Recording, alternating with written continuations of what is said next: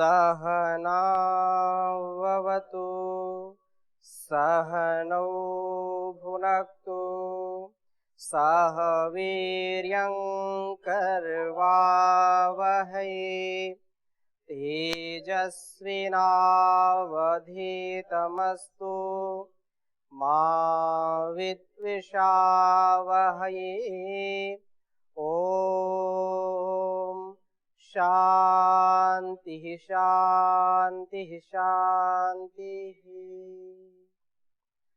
वैदिक जीवन पद्धति इस कक्षा में आप सबका हार्दिक स्वागत है, अभिनंदन है।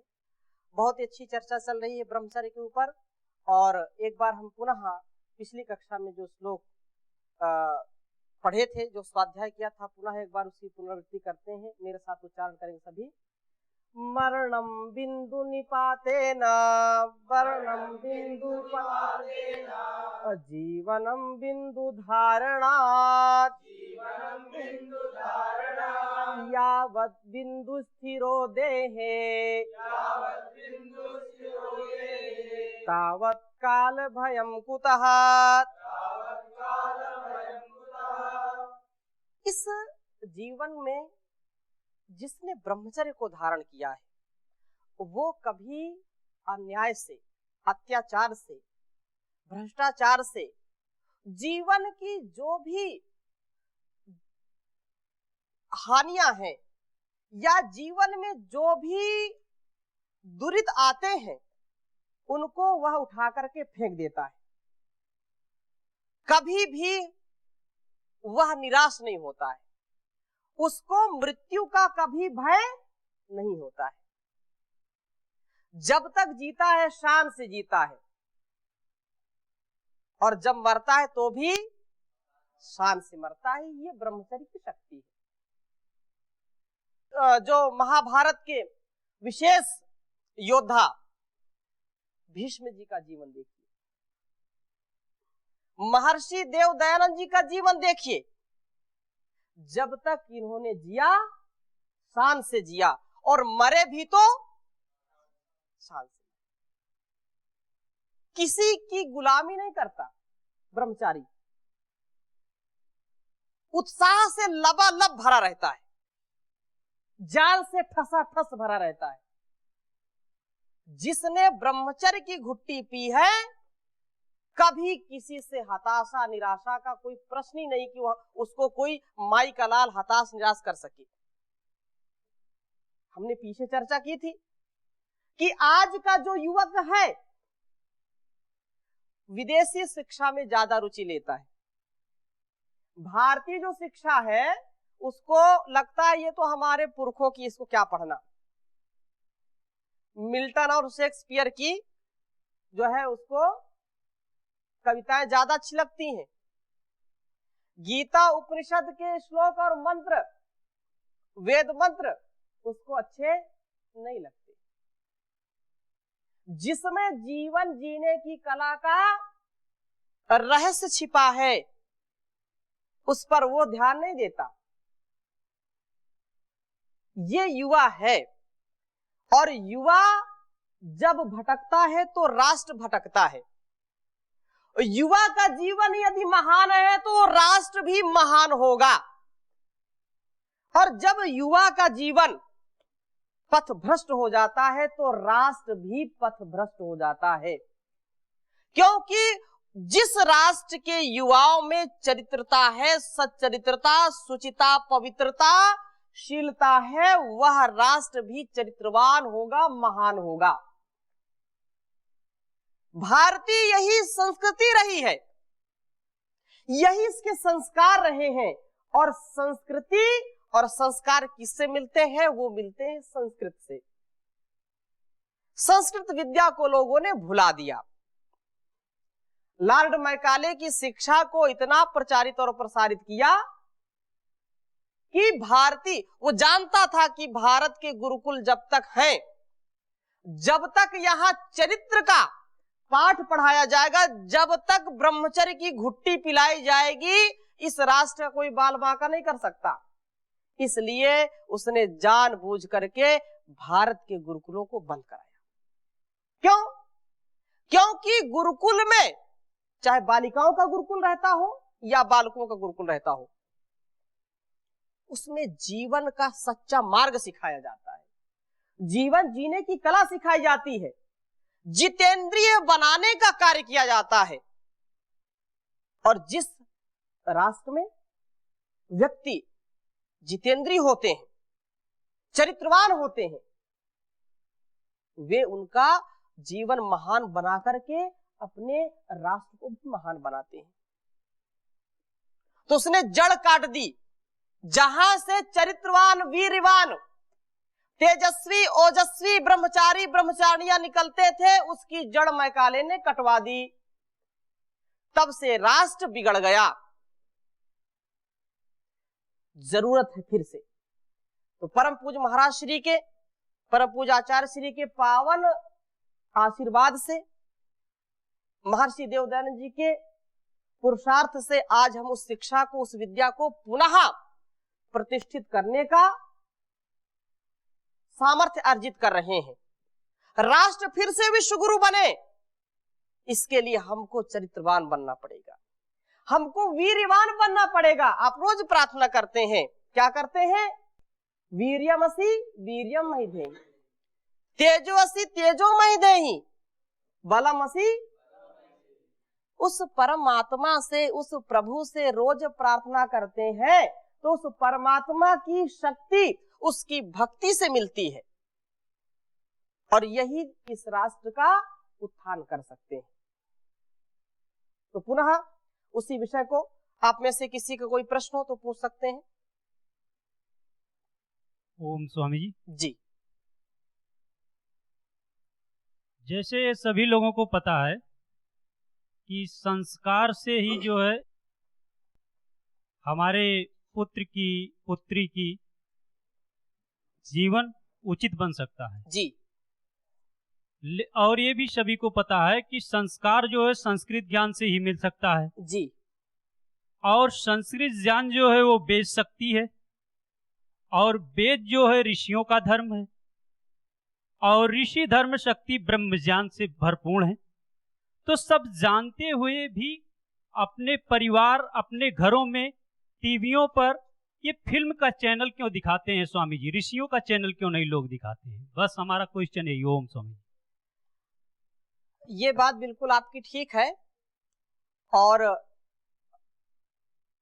वो दूसरे जो आपका प्रश्न और आपका जो अंदर का भाव है उचित है, लेकिन इस बात को आप समझिए कि जब से परम पूज्य स्वामी जी महाराज ने राष्ट्र को जगाने का काम किया है, तो जहां पर लोग फिल्म देखते थे उन घरों में आस्था, संस्कार और वैदिक चैनल के अलावा कुछ देखा नहीं जाता। हजारों, लाखों, करोड़ों ने अपने जीवन को बदला है। इस बात को स्वीकार करते हो? तो वो ठीक है, जो समय 150-2 वर्षों से जिस विद्या को नष्ट करने का काम किया जा रहा था, तो उसको संभालने में थोड़ा समय तो लगेगा। 10-20 वर्ष बाद देखना भारत का क्या स्वरूप होगा, है? वह विद्या गई जो बनाती थी मानव, वह विद्या गई जो बनाती थी मानव, कुशिक्षा का पठन हो रहा है, ये उत्थान है या पतन हो रहा है। करो त्याग तुम हम भरे जेब अपनी, करो त्याग तुम हम भरे जेब अपनी, ये जनहित का कैसा दमन हो रहा है, ये उत्थान है या पतन हो रहा है। जो आपकी पीड़ा है उसको किसी कवि ने ऐसे ही दोहराया कि वास्तव में आज जैसे जैसे हम नए युग का आरंभ कर रहे हैं, नए युग में प्रवेश कर रहे हैं, वैसे वैसे हमारा पतन हो रहा है, कुछ शिक्षा का पठन हो रहा है, और यह वतन और ये चमन जो है फिर से उजड़ने का काम यहाँ पर चल रहा है। लेकिन हम इसको उजड़ने नहीं देंगे, क्योंकि हमको एक योद्धा, एक ऋषि का सानिध्य मिला है जिससे हम सभी संकल्पित हैं। तो क्या आप इसको उजड़ने दोगे? क्या नहीं उजड़ने देंगे। तो ये जब संकल्प है, यही तो युवा शक्ति है, ये ब्रह्मचर्य की शक्ति है। और जब तक इस राष्ट्र में ऋषियों का ज्ञान है, तब तक इस राष्ट्र को महान बनने से कोई रोक नहीं सकता। जब तक वेदों का ज्ञान है, तब तक इसको कोई शमशान नहीं पहुंचा सकता। ये महान बना था, महान है, महान रहेगा। इसलिए महर्षि, अब आप बचपन की बात कर रहे हैं कि जब जानते हैं तो फिर ऐसा क्यों करते हैं लोग। तो पिछली कक्षा में मैंने कई बार इसकी चर्चा की कि माता पिताओं को इस बात का ध्यान रखना चाहिए कि अपनी इंद्रियों को संयमित रखें, अपने आप को संयमित करके अपने बच्चों को सुसंस्कार देते रहें। महर्षि दयानंद लिखते हैं वेदारंभ प्रकरण में, संस्कार विधि में, कि ब्रह्मचर्य का जो पालन करना चाहे, उनके शब्द को मैं आपको सुनाता हूं कि इस 25 वर्ष के आयु से पूर्व ब्रह्मचारी को विवाह व विषय भोग करने का जो उपदेश करता है, उसको वह ब्रह्मचारी यह उत्तर दे। जैसे आज का जो परिवेश है, छोटे छोटे बच्चों को मोबाइल दे देते हैं, खेलो जा करके, हमको डिस्टर्ब मत करो। क्या?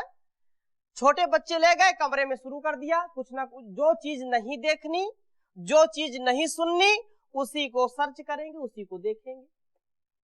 तो जहां चरित्र बनाने का कार्य होता था, वहां पर अपने निजी सुख के लिए चरित्र बिगाड़ने का काम लोग करते हैं। तो महर्षि कह रहे हैं कि यदि ऐसा कभी कुसंग आ जाए, ऐसा यदि 25 वर्ष के पहले कोई प्रेरित भी करे आपको कि ब्रह्मचर्य क्या है, कुछ नहीं है, विवाह कर लो।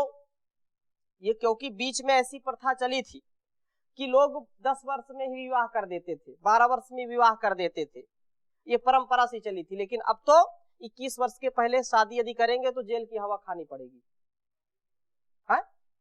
और चोरी से कोई करे तो क्या करेंगे? वो कुछ मजबूरियां थी पहले। तो वेदों का इसमें जो है आपको आदेश है कि 25 वर्ष से पहले विवाह नहीं करना चाहिए युवकों को।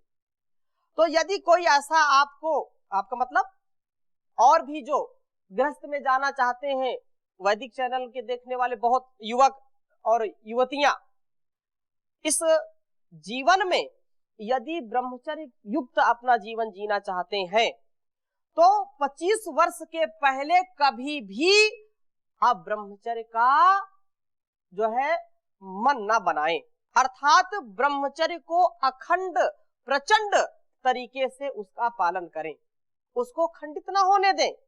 और महर्षि लिख रहे हैं कि यदि उसके ब्रह्मचर्य को डिगाना चाहता है तो उसको वह ब्रह्मचारी यह उत्तर देवे कि देख, यदि मेरे प्राण, मन और इंद्रियां 25 वर्ष तक ब्रह्मचर्य से बलवान ना हुए तो मध्यम सवन, जो कि आगे 44 वर्ष तक का ब्रह्मचर्य कहा है, उसको पूर्ण करने के लिए मुझमें सामर्थ्य ना हो सकेगा।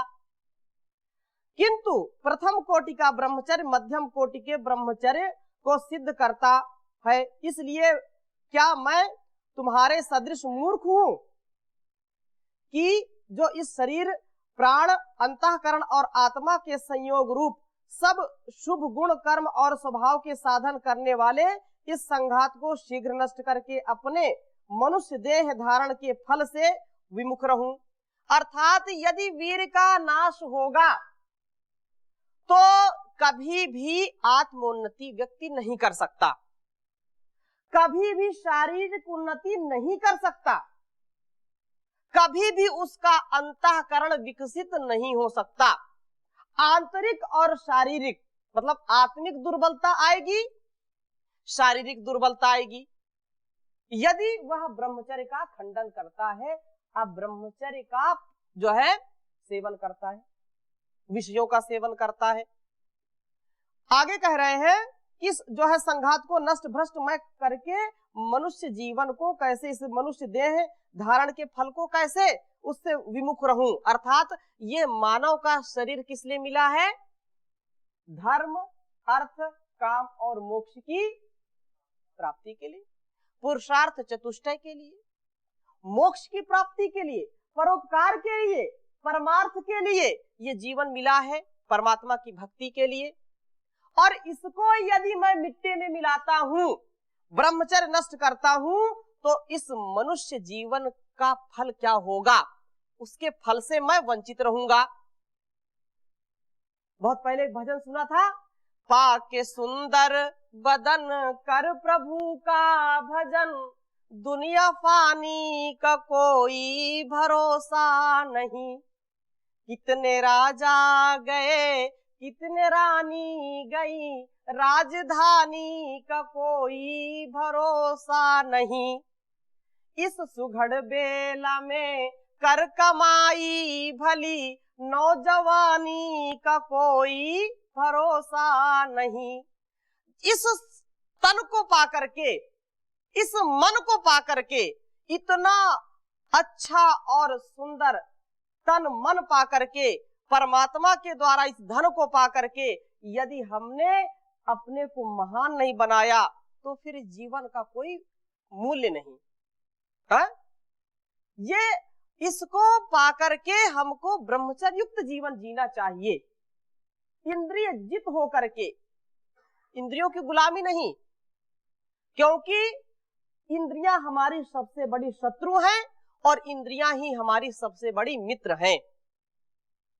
आचार्य शंकर लिखते हैं, किसी ने प्रश्नोत्तरी में उन्होंने कहा कि मनुष्य की सबसे बड़ी शत्रु क्या है? तो कहा निज इंद्रियाणी के शत्रुवः संति निज इंद्रियाणी। कौन शत्रु है तुम्हारे सबसे बड़े? तुम्हारी खुद की इंद्रियां। मित्र कौन है? तो फिर उसी में उत्तर दे रहे हैं, तानेव मित्राणी जितानी यानी। वही इंद्रियां सबसे बड़ी आपकी मित्र हैं, जितानी यानी जिसके द्वारा इंद्रियों को जीत लिया जाता है, वही इंद्रियां उसकी सबसे बड़ी क्या हो जाती हैं? मित्र हो जाती हैं। तो अपनी इंद्रियों को नियंत्रित रखें, उपस्थेंद्रिय को नियंत्रित रखें, जिससे हमारा जीवन ब्रह्मचर्य से ओतप्रोत रहे। जीवन बड़ा अनमोल है, इसको ऐसे ही हम ना बर्बाद करें, मिट्टी में इसको ना मिलाएं। बड़े भाग मानुष तन पावा, सुर दुर्लभ सब ग्रंथ गावा। सब ग्रंथों ने यह प्रामाणिक रूप से कहा है, उद्घोष किया है कि ये मानव का जीवन सबसे ज्यादा महान है। तो इस मानव का जीवन पा करके अपने जीवन को चमकाएं, इसको मिट्टी में ना मिलाएं। एक भजन भी गाते हैं आप, मनुष्य जन्म अनमोल रे, इसे माटी में ना घोल रे, अब तो मिला है फिर ना मिलेगा, कभी नहीं कभी नहीं कभी नहीं। तो ये जो जीवन हमको मिला है, ये किसी शुभ कर्म का फल है। तो इस जीवन को चमकाइए, इसको महान बनाइए, तभी इसका कल्याण होगा और समाज का कल्याण होगा और राष्ट्र का कल्याण होगा। तो थोड़ा सा आगे बढ़ाते हुए कि और सब आश्रमों के मूल, सब उत्तम कर्मों में उत्तम कर्म और सबके मुख्य कारण ब्रह्मचर्य को जो है खंडित करके महादुख सागर में कभी जो है मैं डूबूं, किंतु जो प्रथम आयु में ब्रह्मचर्य करता है वह ब्रह्मचर्य के सेवन से विद्या को प्राप्त होके निश्चित रोग रहित होता है। इसलिए तुम मूर्ख लोगों के कहने से ब्रह्मचर्य का लोप मैं कभी ना करूंगा। जो माता पिता या बड़े बुजुर्ग 25 वर्ष के पहले यदि कहें विवाह कर लो, तो उनको ये बोलना चाहिए कि 25 वर्ष के पहले यदि विवाह करूंगा, अब ब्रह्मचर्य युक्त रहूंगा, तो जीवन के जो सुख हैं अर्थात जीवन की जो निरोगता है उसको मैं कभी पा नहीं पाऊंगा, कभी उससे जो है लाभान्वित नहीं हो पाऊंगा, क्योंकि मुझको जिस आयु में विद्या को प्राप्त करना चाहिए, बल और वीर की वृद्धि करनी चाहिए, उसमें आप उस समय मुझको भोग में डाल रहे हो, उस समय आप मेरा ब्रह्मचर्य खंडित करा रहे हो, तो मेरा जीवन कभी सुखमय नहीं हो सकता है। भोग में यदि गया तो रोग आएगा। भोगे रोग भयम कुले च्युति भयम वीते नृपालाद भयम मौने दैन्य भयम बले रिपु भयम रूपे जराया भयम शास्त्रे वाद भयम गुणे खल भयम काये कृतांताद भयम सर्वं वस्तु भयान्वितं भुवि निर्णाम वैराग्य में वा भयम वैराग्य में वा भयम। जिसने ब्रह्मचर्य को खंडित किया है उसको हमेशा भय सताता रहेगा, कभी भी अभय नहीं रह सकता। कभी जो है शरीर से भय, कभी संसार से भय, कभी जो है शत्रु से भय, कभी कभी मित्रों से भी भय लगता है, कभी कभी निज लोगों से भय लगता है। तो भय से यदि बचना है, उत्साह में रहना है, तो ब्रह्मचर्य का पालन करें और ब्रह्मचर्य के साथ साथ विवेक पूर्वक वैराग्य युक्त जीवन जिए। विवेक पूर्वक वैराग्य, अच्छा वैराग्य का नाम लेते ही लोगों के अंदर ये आ जाता है कि घर छोड़ देना वैराग्य है, ऐसे कहीं कंदराव में बैठ जाना वैराग्य है। वो भी एक रूप है, लेकिन राग रहित होकर के अपने उत्तरदायित्वों को निभाना, अपने कर्तव्यों को राग से द्वेष से रहित होकर के सतत उस कार्य में लगे रहना, ये विवेक पूर्वक वैराग्य है। अनासक्त भाव से उन कार्यों को करते रहना वैराग्य है। तो इस बात को हमको समझना चाहिए। तो महर्षि इसी बात को कह रहे हैं कि तुम मूर्ख लोगों मुझको ब्रह्मचर्य के पथ से हटाने का प्रयास मत करना। ये एक ब्रह्मचारी का कथन है। और आगे कह रहे हैं कि और जो 44 वर्ष तथा अर्थात जैसा 44 जो है अक्षर का त्रिष्टुप छंद होता है, तद्वत जो मध्यम ब्रह्मचर्य करता है वह ब्रह्मचारी रुद्र रूप प्राणों को प्राप्त होता है, कि जिसके आगे किसी दुष्ट की दुष्टता नहीं चलती है। जो 44 वर्ष तक ब्रह्मचर्य का पालन करता है उसके आगे किसी दुष्ट की हिम्मत नहीं पड़ती है, दूर से ही कांपता रहता, डरता रहता है।